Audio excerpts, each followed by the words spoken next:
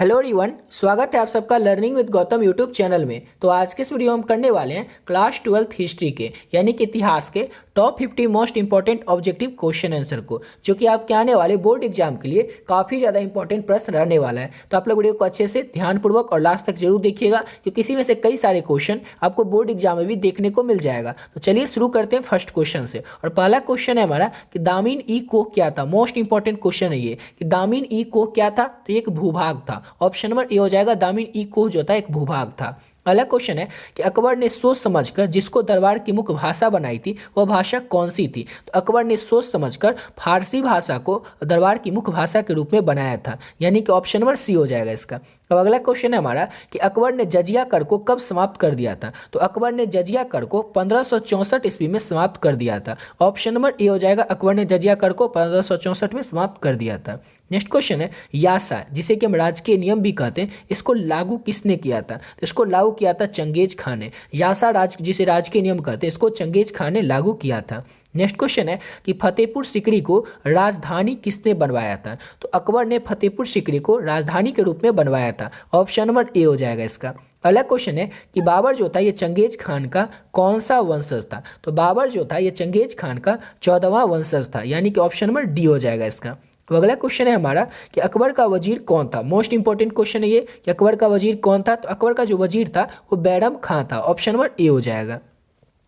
Next question है कि संथाल विद्रोह के नेता कौन थे। तो सिद्धू और कान्हू जो थे ये संथाल विद्रोह के नेता थे। ऑप्शन नंबर बी हो जाएगा। नेक्स्ट क्वेश्चन है हमारा कि कार्निवालस कोड कब बना। तो कार्निवालस कोड जो था ये 1793 में, यानी कि 1793 में कार्निवालस कोड जो था वो बना था 1793 में। ऑप्शन नंबर इसका डी हो जाएगा। 1793 में कार्निवालस कोड बना था। इंपॉर्टेंट क्वेश्चन है, इसको अच्छे से याद रखिएगा। अगला क्वेश्चन है कि इस्तेमारी बंदोबस्त लागू किए जाने के बाद कितने प्रतिशत अधिक जिम्मेदारी जो थी वो हस्तांतरित कर दी गई थी। तो 75% जिम्मेदारी। ऑप्शन नंबर ए हो जाएगा। क्वेश्चन को अच्छे से समझिए। क्वेश्चन कर रहा है कि इस्तेमारी बंदोबस्त जैसे ही लागू हुआ उसके लागू होने के बाद कितने प्रतिशत अधिक जिम्मेदारी जो थी वो हस्तांतरित कर दी गई थी। तो 75% जिम्मेदारी। अगला क्वेश्चन है हमारा कि अंग्रेजों ने सर्वप्रथम अपनी फैक्ट्री कहां पर स्थापित की थी। अंग्रेज जब भारत में आए थे तो उन्होंने अपना जो पहला फैक्ट्री को स्थापित किया था तो भारत के कहां पर स्थापित किया था, भारत में के किस जगह पर। तो भारत के जो सूरत में जो है अंग्रेजों ने सबसे पहले अपना फैक्ट्री को स्थापित किया था। और सूरत जो है ये कहाँ पे है, तो ये गुजरात का एक शहर है। अब अगला क्वेश्चन करते हैं। तो नेक्स्ट क्वेश्चन है हमारा कि महलवारी बंदोबस्त किसके द्वारा लागू किया गया था। तो महलवारी बंदोबस्त जो होता है ये लागू किया गया था मार्टिन बर्ड के द्वारा। ऑप्शन नंबर ए हो जाएगा। मार्टिन बर्ड के द्वारा महलवारी बंदोबस्त जो था वो लागू किया गया था। ऑप्शन नंबर ए हो जाएगा।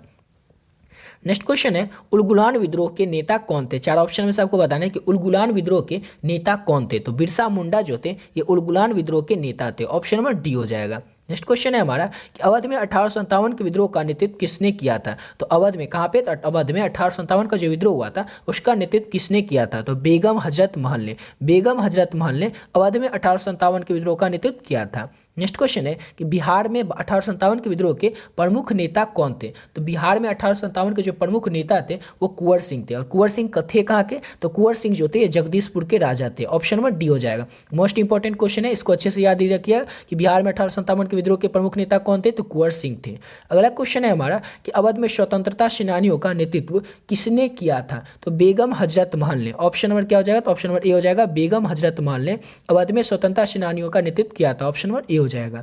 नेक्स्ट क्वेश्चन है कि बंगाल आर्मी की पौधशाला किसे कहा जाता है। बंगाल आर्मी की पौधशाला जो है वो अवध को कहा जाता है। ऑप्शन नंबर बी हो जाएगा। बंगाल आर्मी की पौधशाला किसे कहा जाता है, तो अवध को। नेक्स्ट क्वेश्चन है कि सागर में 1 जुलाई 1857 को विद्रोह का आरंभ किसने किया था। तो शेख रमजान ने। शेख रमजान ने 1 जुलाई 1857 को विद्रोह का आरंभ किया था। कहाँ पे, तो सागर में। शेख रमजान ने। ऑप्शन नंबर ए हो जाएगा। नेक्स्ट क्वेश्चन है कि तात्या टोपे ने अंग्रेजों को अत्यधिक सताया था, उसे किस स्थान पर 18 अप्रैल 1859 को फांसी दी गई थी। तात्या टोपे जो थे उन्होंने अंग्रेजों को अत्यधिक बहुत ज़्यादा सताया था और इस कारण से उनको क्या किया गया था, फांसी की सजा दी गई थी। तो फांसी की सजा उनको कब दी गई थी ये भी याद रखना है। 18 अप्रैल 1859 को तात्या टोपे को फांसी की सजा दी गई थी। तो फांसी की जो उनको ये सजा दी गई थी वो किस स्थान पर दी गई थी, तो शिवपुरी में दी गई थी। कहाँ पे, तो शिवपुरी में तात्या टोपे को 18 अप्रैल 1859 को फांसी की सजा दी गई थी। ऑप्शन नंबर इसका बी हो जाएगा। अच्छे से याद रखिएगा, ऑप्शन नंबर बी हो जाएगा। अगला क्वेश्चन है 1857 की क्रांति की पूर्व अफवाह फैल रही थी, वो चारों में से कौन सी अफवाह जो थी वो सही थी। और सबसे मोस्ट इंपॉर्टेंट पॉइंट कि 1857 की क्रांति का तत्कालीन कारण क्या था। तो कारतूस में गाय और सूअर की चर्बी भरी होती है, ये जो अफवाह थी ये बिल्कुल सही अफवाह थी। 1857 की क्रांति से पहले जो अफवाह फैल रही थी वो यही अफवाह फैल रही थी कि कारतूस जो था उसमें गाय और सूअर की चर्बी भरी होती है, और ये अफवाह बिल्कुल सही थी। और इसी कारण से तो 1857 का जो क्रांति हुआ था वही हुआ था। याद रखिएगा 1857 की क्रांति के बहुत सारे कारण थे, मतलब गुस्सा तो सैनिकों में पहले से भरा ही था क्योंकि वो क्रांति करना ही चाहते थे, लेकिन तत्काल रूप से उस समय क्रांति करना क्यों अनिवार्य हो गया था और क्यों क्रांति हुआ ही था कि कारतूस में जो गाय और सूअर की चर्बी भरी हुई थी, इसी को जो सैनिक होते थे वो यूज करने से मना कर रहे थे। यह इसी कारण से 1857 का क्रांति हुआ था। वैसे कारण बहुत सारे हैं, लेकिन तत्कालिक कारण जो है वो चर्बी वाले कारतूस ही है। ठीक है, इसको याद रखिएगा। अब अगला क्वेश्चन है हमारा कि पटना में 1857 के क्रांति का नेतृत्व किसने किया था। तो कुंवर सिंह ने किया था, ऑप्शन नंबर डी हो जाएगा। नेक्स्ट क्वेश्चन है कि सैनिकों के द्वारा प्रयोग में लाई जाने वाली राइफल का नाम क्या था जो 1857 के विद्रोह का कारण बनी थी। उस राइफल का नाम क्या था। उस राइफल का नाम था बाउंड ब्रिश। उस राइफल का नाम क्या था, सॉरी उसका नाम ब्राउन ब्रिश नहीं था, उसका नाम था इनफील्ड। ऑप्शन नंबर ए हो जाएगा। जो सैनिक के द्वारा प्रयोग में लाई जाने वाली राइफल थी 1857 में, उसका नाम था इनफील्ड, और ब्राउन ब्रिश जो था ये उससे पहले यूज होता था। अब अगला क्वेश्चन करते हैं। तो नेक्स्ट क्वेश्चन है हमारा कि औपनिवेशिक शहरों में प्रायः निम्नलिखित 3 शहर शामिल किए जाते हैं। औपनिवेशिक शहर जो है उसमें प्रायः तो कौन से 3 शहर को शामिल किया जाता है। तो 3 शहर है वो मद्रास, कलकत्ता तथा बम्बई। औपनिवेशिक शहर में प्रायः मद्रास, कलकत्ता तथा बम्बई को शामिल किया जाता है। अगला क्वेश्चन है हमारा कि अखिल भारतीय जनगणना का पहला प्रयास जिस वर्ष किया गया था वो कौन सा वर्ष था। तो वर्ष 1872 में। वर्ष 1872 में अखिल भारतीय जनगणना का पहला प्रयास किया गया था, यानी ऑप्शन नंबर ए हो जाएगा। नेक्स्ट क्वेश्चन है हमारा कि कलकत्ता में अंग्रेजों की किलाबंदी बस्ती का नाम क्या था। किस जगह पे। तो कलकत्ता में अंग्रेजों की किलाबंदी जो था उसका बस्ती का नाम क्या था। तो फोर्ट विलियम था, ऑप्शन नंबर सी हो जाएगा इसका। अब अगला क्वेश्चन करते हैं। तो नेक्स्ट क्वेश्चन है हमारा 26 नंबर क्वेश्चन है कि नगर का प्रधान अधिकारी कहलाता था। तो नगर का जो प्रधान अधिकारी था वो क्या कहलाता था। तो नगरक कहलाता था, ऑप्शन नंबर बी हो जाएगा। नगर का प्रधान अधिकारी नागरक कहलाता था। अगला क्वेश्चन है हमारा कि 14 नवंबर को किसका जन्म दिवस है। तो ये आप लोग को ऑलरेडी पहले से ही पता होगा कि 14 नवंबर को पंडित जवाहरलाल नेहरू का जन्म दिवस है, ऑप्शन नंबर इसका सी हो जाएगा, पंडित जवाहरलाल नेहरू का। नेक्स्ट क्वेश्चन है हमारा कि नेताजी सुभाष चंद्र बोस ने 1939 में किस पार्टी का गठन किया था। तो नेताजी सुभाष चंद्र बोस ने 1939 में फॉरवर्ड ब्लॉक की स्थापना की थी कांग्रेस से इस्तीफा देकर के, ऑप्शन नंबर डी हो जाएगा। नेताजी सुभाष चंद्र बोस ने कांग्रेस से इस्तीफा देकर के 1939 में फॉरवर्ड ब्लॉक की स्थापना किए थे। अगला क्वेश्चन है हमारा कि भारतीय राष्ट्रीय कांग्रेस की स्थापना कब हुई थी। तो भारतीय राष्ट्रीय कांग्रेस की जो स्थापना है वो वर्ष 1885 में ए.ओ. ह्यूम की पहल पर की गई थी। ये भी याद रखना है कि 1885 में भारतीय राष्ट्रीय कांग्रेस की स्थापना किसकी पहल पर की गई थी। तो ए.ओ. ह्यूम की पहल पर भारतीय राष्ट्रीय कांग्रेस की स्थापना 1885 में की गई थी। अगला क्वेश्चन है 1942 ईस्वी में कौन सा आंदोलन हुआ था। तो 1942 ईस्वी में भारत छोड़ो आंदोलन हुआ था, ऑप्शन नंबर डी हो जाएगा। भारत छोड़ो आंदोलन जो था वो 1942 में हुआ था। नेक्स्ट क्वेश्चन है हमारा बिहार में चंपारण सत्याग्रह कब शुरू हुआ था। तो बिहार में चंपारण सत्याग्रह जो है वो 1917 में शुरू हुआ था। और अगर आपसे एग्जाम पूछा जाए कि गांधी जी चंपारण में कब आए थे, तो गांधी जी चंपारण में 1917 में ही आए थे, इसको भी अच्छे से याद ही रखिएगा। अगला क्वेश्चन है मुस्लिम लीग की स्थापना किस वर्ष की गई थी। तो मुस्लिम लीग की जो स्थापना है वो वर्ष 1906 में हुआ था, ऑप्शन नंबर बी हो जाएगा। मुस्लिम लीग की जो स्थापना है वो वर्ष 1906 में ही हुआ था। अगला क्वेश्चन है हमारा कि इनमें से कौन, 4 ऑप्शन में से कौन दलित राजनीति का प्रतीक बन गए थे। तो दलित राजनीति के प्रतीक बन गए थे डॉक्टर भीमराव अंबेडकर। डॉक्टर भीमराव अंबेडकर जो थे वो दलित राजनीति के प्रतीक बन गए थे, ऑप्शन नंबर बी हो जाएगा। नेक्स्ट क्वेश्चन है हमारा कि मोहम्मद अली और शौकत अली परस्पर थे। तो मोहम्मद अली शौकत अली जो थे ये परस्पर भाई भाई थे, ऑप्शन नंबर ए हो जाएगा। मोहम्मद अली और शौकत अली जो थे ये भाई भाई थे।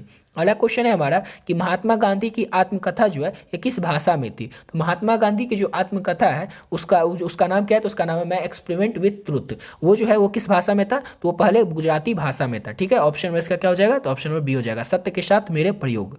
अगला क्वेश्चन है हमारा कि 1920 में किस महान नेता की मृत्यु हुई थी। तो 1920 में बाल गंगाधर तिलक की मृत्यु हुई थी, ऑप्शन नंबर सी हो जाएगा। अगला क्वेश्चन है टॉल्स्टॉय आश्रम की स्थापना किसने की थी। तो टॉल्स्टॉय आश्रम की जो स्थापना है वो महात्मा गांधी ने किया था। ऑप्शन नंबर ए हो जाएगा, महात्मा गांधी ने टॉल्स्टॉय आश्रम की स्थापना की थी। अगला क्वेश्चन है महात्मा गांधी के माता का नाम क्या था। तो महात्मा गांधी की माता का नाम था Putli Bai. Option number C हो जाएगा। और कस्तूरबा गांधी इनकी पत्नी का नाम था। नेक्स्ट क्वेश्चन है हमारा कि मुस्लिम लीग की स्थापना कब हुई थी। तो मुस्लिम लीग की जो स्थापना है वो वर्ष 1906 में हुआ था। ये क्वेश्चन आप लोगों को ऑलरेडी पहले अभी करवाए हैं। अगला क्वेश्चन है हमारा कि पंजाबी मुसलमान युवक चौधरी रहमत अली ने पाकिस्तान या फिर पाकिस्तान नाम को प्रस्तुत किया था। तो पाकिस्तान नाम जो है, जो पाकिस्तान देश का नाम पाकिस्तान है, वो किसने दिया था। तो वो दिया था चौधरी रहमत अली ने। और कब दिया था। तो 1933 से 1935 में दिया था। यानी ऑप्शन नंबर ए हो जाएगा इसका।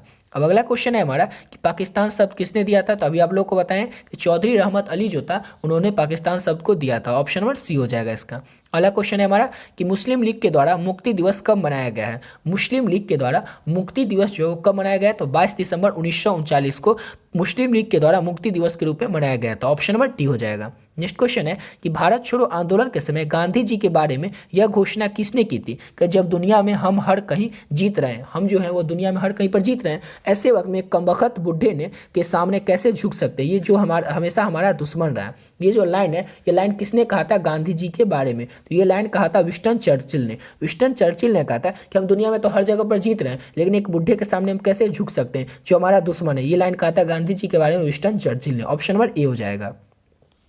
अगला क्वेश्चन है कैबिनेट मिशन योजना के अध्यक्ष कौन थे। तो कैबिनेट मिशन योजना के जो अध्यक्ष थे वो पैंथ्रिक लॉरेंस थे। ऑप्शन नंबर ए हो जाएगा। पैंथ्रिक लॉरेंस जो थे वो कैबिनेट मिशन योजना के अध्यक्ष थे। अगला क्वेश्चन है हमारा कि स्वतंत्र भारत के अंतिम गवर्नर जनरल कौन थे। तो स्वतंत्र भारत के अंतिम गवर्नर जनरल जो थे वो सी राजगोपालचारी थे। ऑप्शन नंबर सी हो जाएगा। स्वतंत्र भारत के अंतिम गवर्नर जनरल सी राजगोपालचारी थे। नेक्स्ट क्वेश्चन है कि भारत किस वर्ष गणतंत्र बना था। तो ये आप लोग को ऑलरेडी पहले से पता ही होगा कि भारत जो था वो वर्ष 1950 में गणतंत्र बना था, 26 जनवरी 1950 को। अगला क्वेश्चन है संविधान सभा के कितने प्रतिशत सदस्य कांग्रेस के भी सदस्य होते हैं। तो संविधान सभा के 82% सदस्य होते हैं वो संविधान सभा के जो 82% सदस्य होते हैं वो कांग्रेस के भी सदस्य होते हैं। ऑप्शन नंबर ए हो जाएगा। नेक्स्ट क्वेश्चन है भारत के संविधान को किस काल से किस काल बीच सूत्रबद्ध किया गया था। भारत के जो संविधान है इसको किस काल से लेकर के किस काल के बीच सूत्रबद्ध किया गया था। तो दिसंबर 1946 से लेकर के दिसंबर 1949 तक भारत को सूत्रबद्ध किया गया था। ऑप्शन नंबर बी हो जाएगा। अगला क्वेश्चन है संविधान सभा के द्वारा प्रारूप समिति का गठन किया गया था। तो संविधान सभा के द्वारा प्रारूप समिति का जो गठन है वो 29 अगस्त 1947 को किया गया था। ऑप्शन नंबर ए हो जाएगा। संविधान सभा का जो गठन किया गया था प्रारूप समिति के द्वारा वो 29 अगस्त 1947 को किया गया था। अगला क्वेश्चन करते हैं। तो नेक्स्ट क्वेश्चन है हमारा और लास्ट क्वेश्चन भी है कि संविधान सभा की बैठक में कितने सदस्य उपस्थित थे। तो संविधान सभा की जो बैठक हुई थी उसमें टोटल 210 सदस्य जो थे वो उपस्थित थे। यानी कि ऑप्शन नंबर बी हो जाएगा। इसी के साथ वीडियो पे कंप्लीट करते हैं। आशा करता हूँ आप लोग को वीडियो अच्छा लगा हुआ। तो मिलते हैं नेक्स्ट वीडियो में नए वीडियो के साथ।